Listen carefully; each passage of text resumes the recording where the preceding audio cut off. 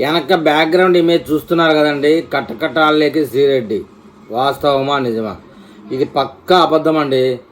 కాకపోతే ఈ వార్త ఎందుకు యూట్యూబ్లో హల్చల్ చేస్తుందంటే, రాష్ట్రంలో దాదాపు కోట్లాది మంది తెలుగుదేశం పార్టీ అభిమానులు ఈ శ్రీరెడ్డి అరెస్ట్ కోసం ఎదురు చూస్తున్నారు.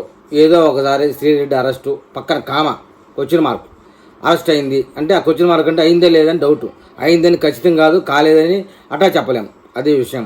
ఇలాంటి తమిళలు చూస్తే వ్యూస్ వస్తాయి, పేజెస్ పెరిగితే ఇన్కమ్ పెరుగుతుందని యూట్యూబ్ ఛానల్లో కొన్ని చిన్న తరహా మెయిన్ స్ట్రీమ్ ఛానల్స్ కూడా వేస్తున్నాయండి. ఛానల్ లోగోస్ కూడా కనబడతాయి బ్యాక్గ్రౌండ్లో చూడండి.